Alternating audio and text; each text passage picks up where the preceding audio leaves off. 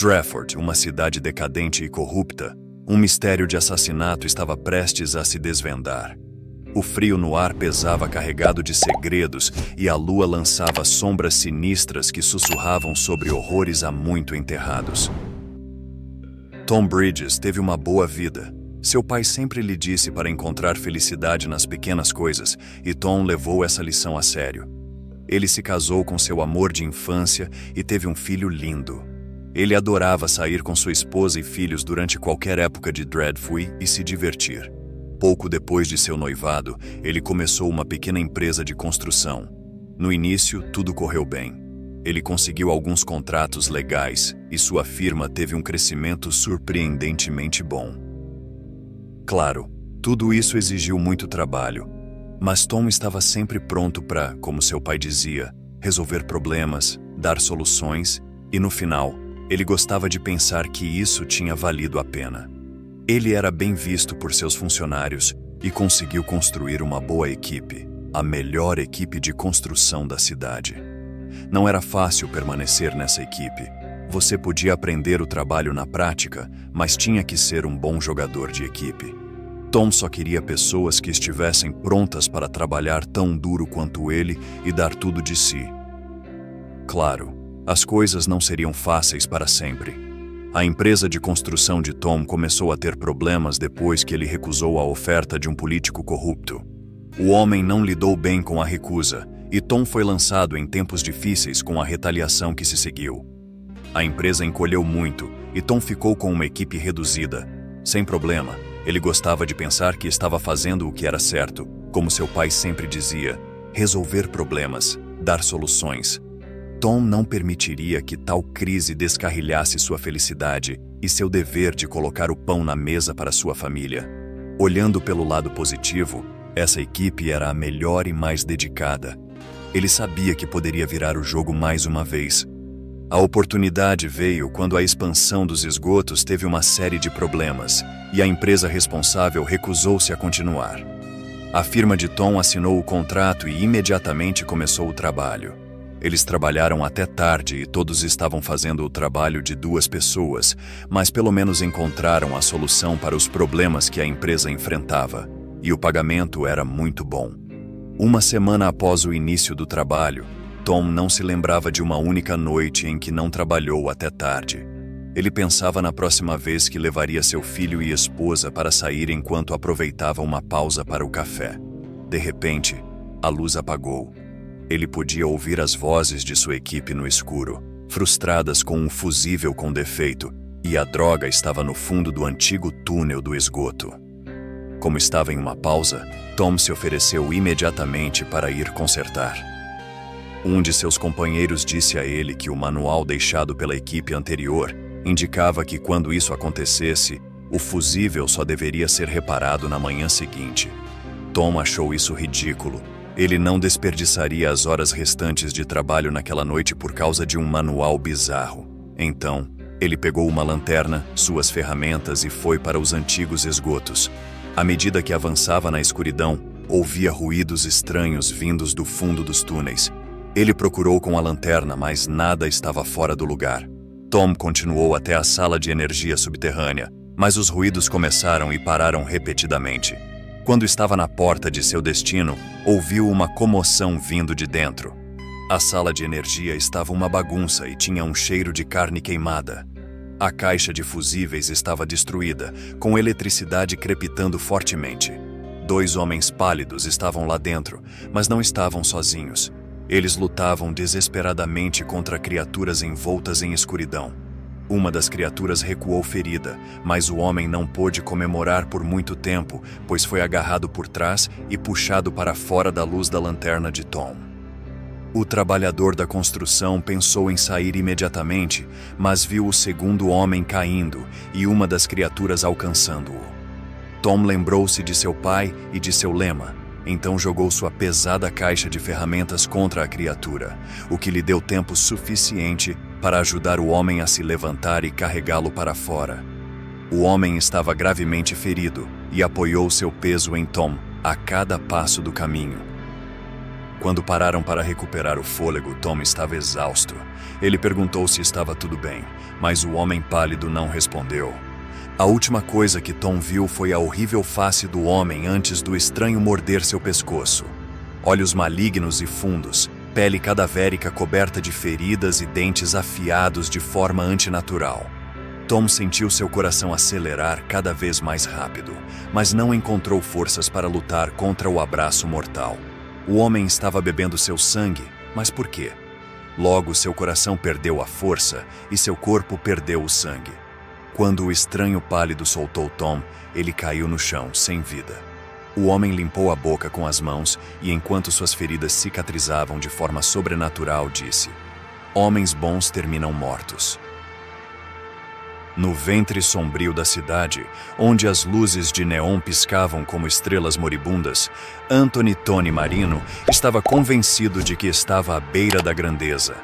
Um mafioso temido por anos, Tony acreditava que esta noite era a noite em que finalmente seria iniciado no círculo interno, tornando-se um homem feito na impiedosa família criminosa Marino.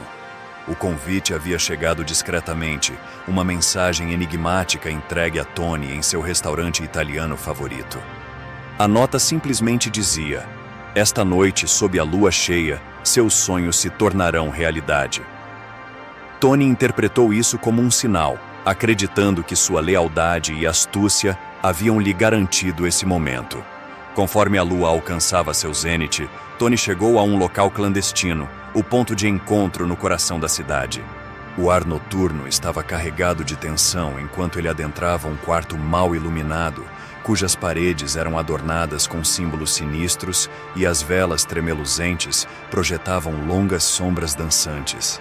Lá, cercado por um grupo de figuras ameaçadoras, estava Dom Victorio, o enigmático chefe do submundo. O coração de Tony acelerou e ele não pôde evitar sentir um calafrio na espinha. Ele não esperava que a cerimônia de iniciação acontecesse em um ambiente tão sinistro. Sua inquietação se aprofundou quando notou o silêncio inquietante no quarto. Ninguém falava, e o único som era o suave roçar de tecido conforme Dom Victorio se aproximava. "Anthony Marino!" A voz de Dom Victorio era suave como seda, enviando arrepios pelo corpo de Tony. "Você acredita que está aqui para se tornar um homem feito, não é?" Tony acenou vigorosamente, gotas de suor formando-se em sua testa. "Sim, Dom Victorio. Eu servi fielmente a família. Estou pronto." Dom Victorio sorriu, seus olhos brilhando com uma intensidade estranha. "Hoje à noite, meu caro Tony, você de fato se tornará algo especial." Enquanto o quarto mergulhava na escuridão, o coração de Tony batia como um tambor, e ele se esforçava para enxergar na completa escuridão. Então ele ouviu um som sibilante e sinistro, como uma serpente na noite. De repente, o quarto foi iluminado por uma explosão de luz vermelha. Os olhos de Tony se arregalaram de choque ao perceber que a aparência de Dom Victorio havia mudado drasticamente. Suas feições humanas haviam se transformado em algo monstruoso. Seus olhos agora brilhavam em carmesim, e suas garras afiadas e alongadas reluziam na luz tênue. Antes que Tony pudesse reagir, as outras figuras no quarto também revelaram sua verdadeira natureza, transformando-se em vampiros com olhos vermelhos brilhantes e garras mortais. Eles cercaram Tony, sua fome palpável. Em um movimento rápido e coordenado, o dominaram.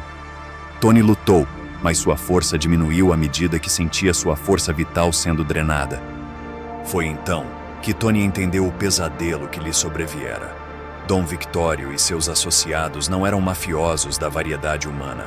Eram vampiros que predavam os membros incautos do submundo criminoso. Sua iniciação havia se transformado em um ritual macabro, e a vida de Tony estava espiralando para um abismo de terror.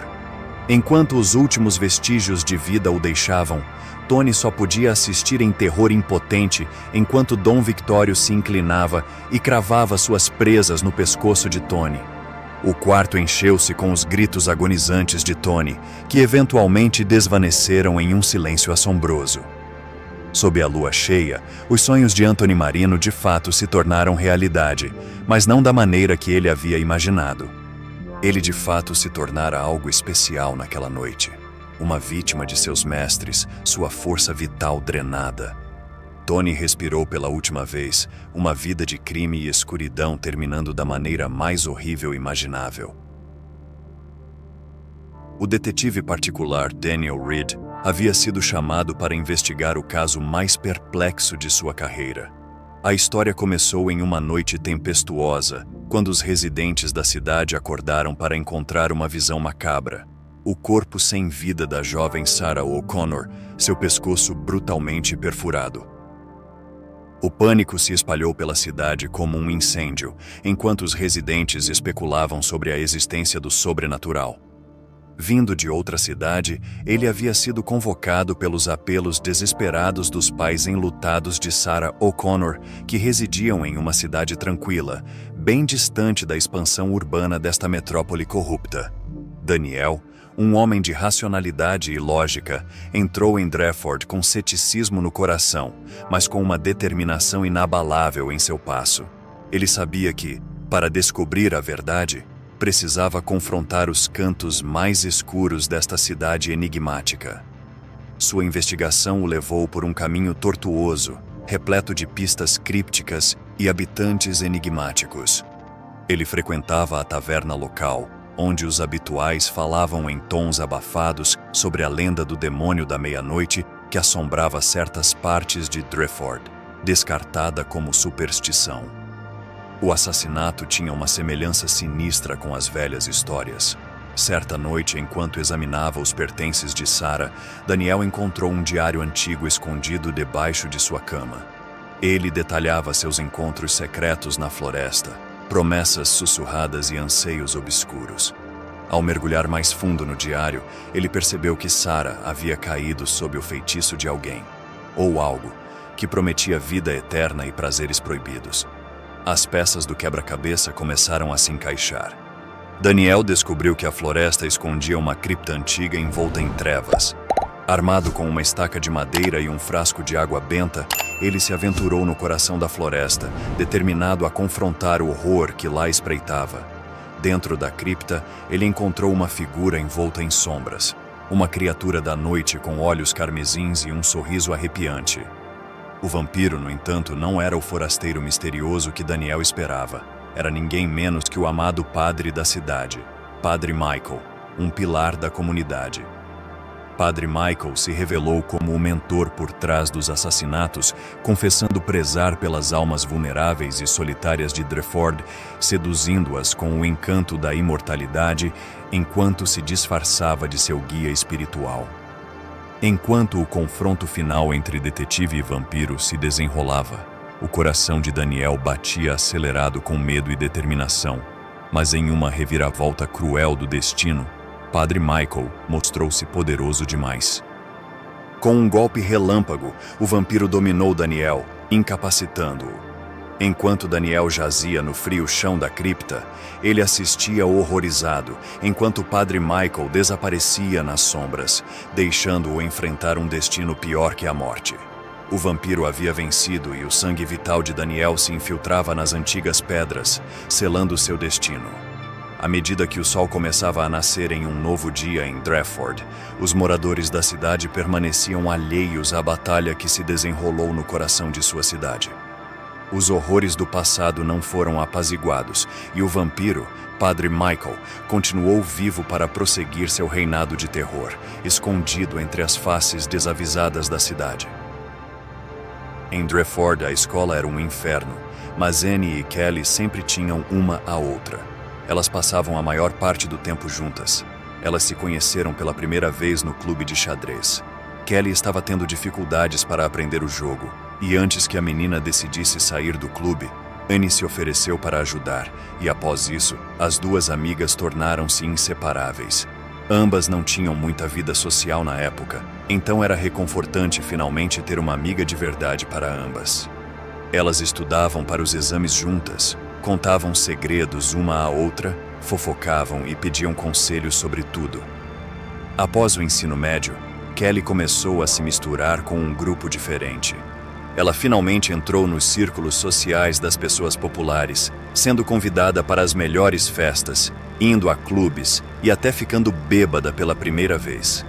Annie ainda era próxima de Kelly, mas recusava seguir seus passos, apesar da insistência de Kelly.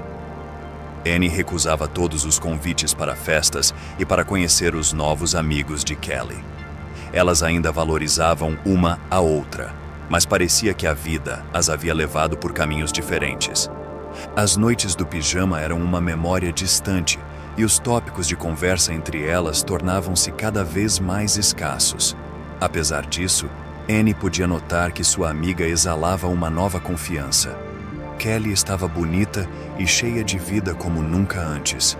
Depois de algum tempo refletindo e com medo de perder a amizade, Annie finalmente decidiu ceder em sua posição.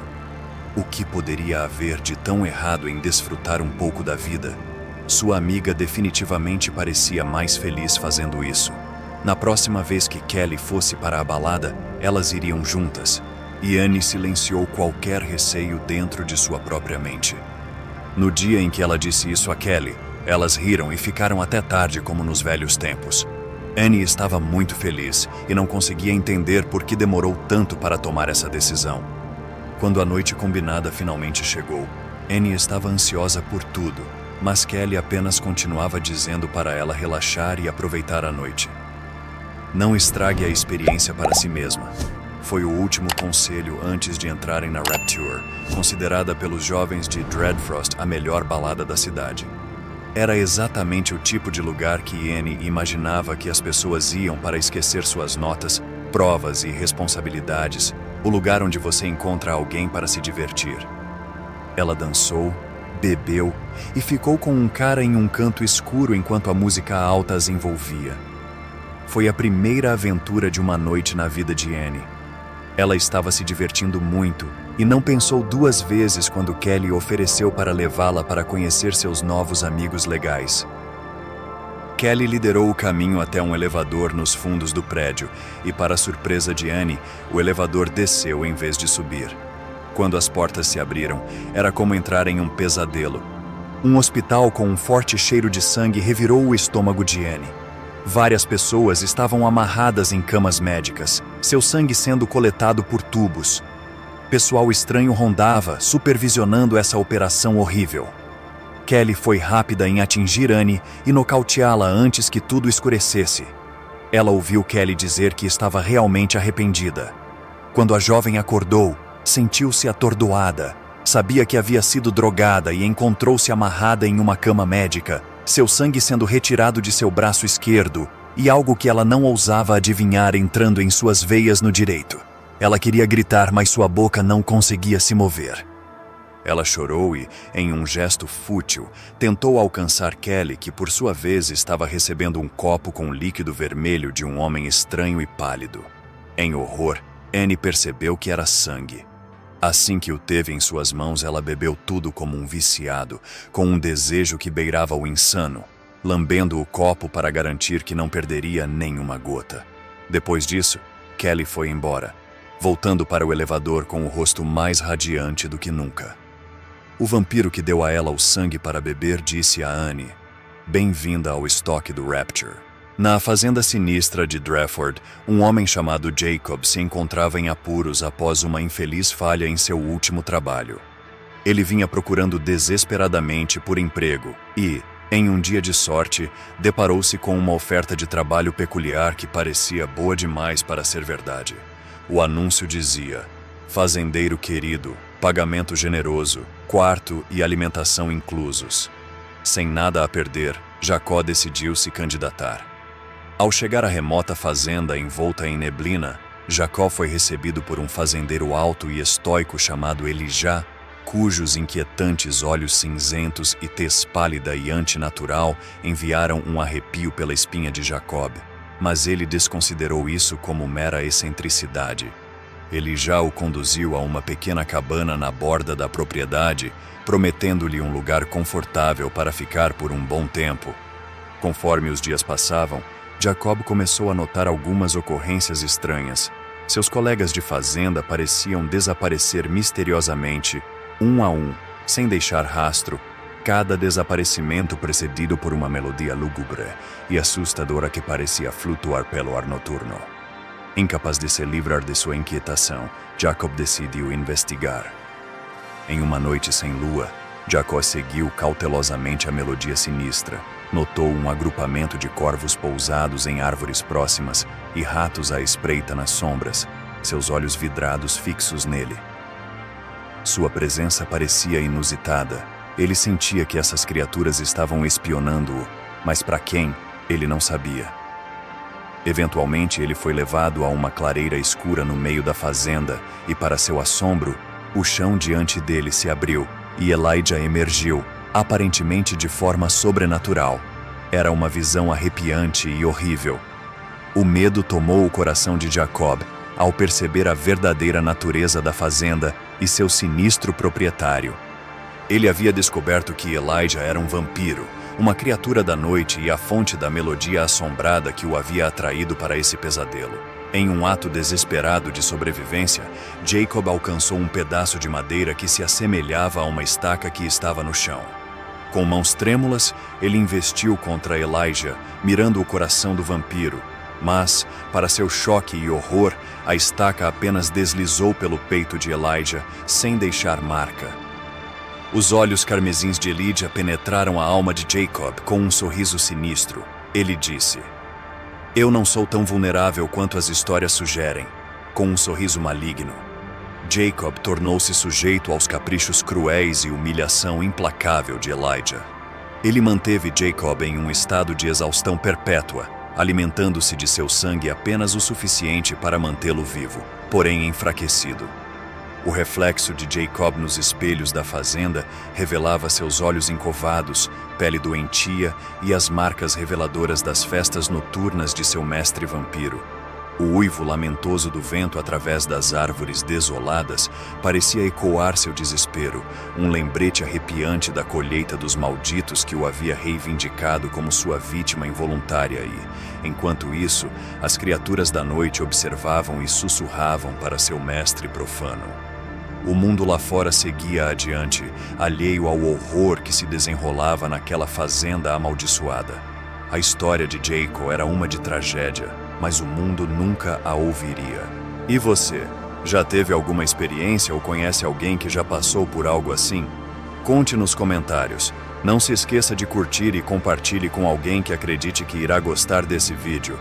Abraços, aterrorizante!